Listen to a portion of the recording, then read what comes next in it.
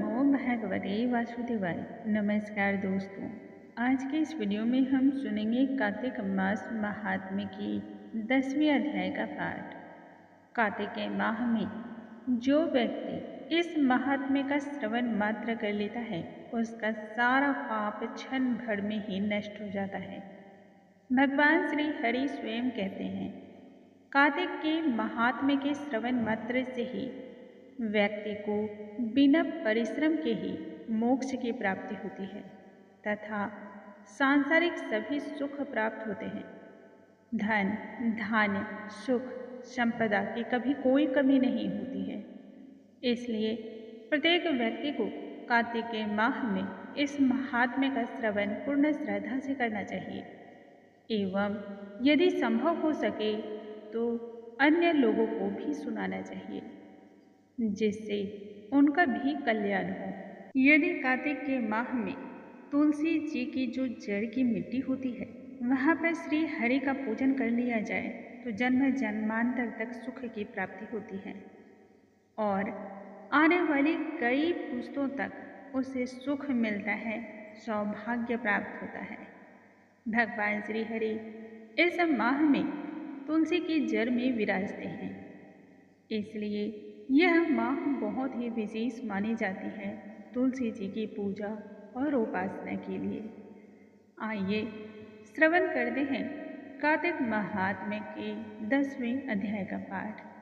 भगवान श्री हरि का ध्यान करते हुए पाठ को हम आरंभ करते हैं। बोलो भगवान श्री हरि की जय, स्वामी नारायण की जय, माता महालक्ष्मी की जय। राजा पृथु आगे मुनि श्रेष्ठ नारद जी को प्रणाम करते हैं और फिर कहते हैं, हे मुनिराज, कृपया हमें यह बताने की आप कृपा करें कि जब भगवान शंकर ने अपने तेज को क्षीर सागर में डाला तब आगे क्या हुआ। मुनि श्रेष्ठ नारद जी तब कहने लगे, हे राजन, भगवान शंकर ने जब अपना वह तेज क्षीर सागर में डाल दिया तब उस समय बहुत ही शीघ्रता से बालक होकर के वह सागर के संगम पर आ बैठा तथा संसार को भय प्रदान करने वाला जोर जोर से रुदन करने लगा। उस बालक के रुदन से संपूर्ण जगत व्याप्त हो गया और व्याकुल होकर के बेचैन हो उठा। लोकपाल भी घबरा गए, चराचर जगत चलायमान हो गया। भगवान शंकर सुवन के रुदन से संपूर्ण ब्रह्मांड जिस प्रकार से भय से व्याकुल हो गया, यह देख करके तब सभी देवता और ऋषि मुनि बेचैन हो करके और अस्थिर मन से ब्रह्मा जी की शरण में आए। ब्रह्मा जी को प्रणाम करके उनकी स्तुति करने लगे। तब सभी ने ब्रह्मा जी से अनुनय करते हुए कहा, हे पितामह, यह बहुत ही विकट परिस्थिति उत्पन्न हुई है, क्योंकि तीनों लोकों में इस रुदन से कष्ट उत्पन्न हो रहा है।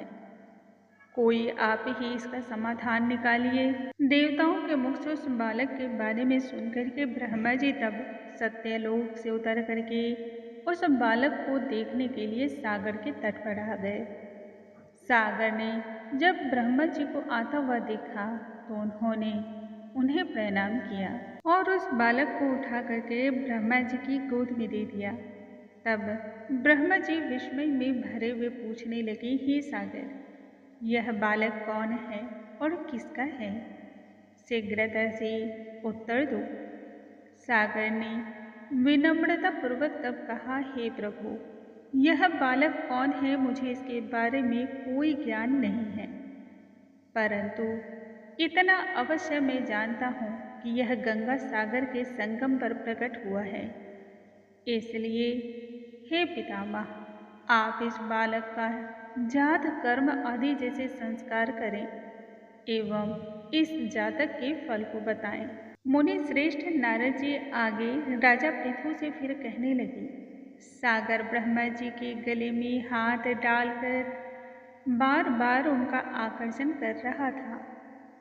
फिर तो उसने ब्रह्मा जी का गला अचानक से इतनी जोर से पकड़ा कि उससे ब्रह्मा जी पीड़ित हो गए पीड़ा में आंखों से आंसू टपकने लगे। ब्रह्मा जी ने तब बलपूर्वक जोर लगाया और किसी प्रकार से सागर से अपने गले को छुड़ाया और फिर सागर से कहा, हे सागर, मैं तुम्हारे इस पुत्र का जातक फल बतलाता हूँ। मेरे नेत्रों से यह जो जल निकला है, इसी कारण तुम्हारे इस पुत्र का नाम जालंधर होगा। उत्पन्न होते ही यह तरुण अवस्था को प्राप्त हो गया है, इसलिए यह सभी शास्त्रों का ज्ञाता होगा। महापराक्रमी, महावीर, बलशाली, महायोद्धा और रणभूमि में विजय को प्राप्त करने वाला होगा। यह बालक सभी दैत्यों का अधिपति होगा तथा किसी से भी पराजित न होने वाला। यह भगवान विष्णु को भी जीत लेने वाला होगा। इस बालक का पराक्रम तो इतना तेज होगा कि बाकी सभी तेज इसके अंदर दब जाएंगे।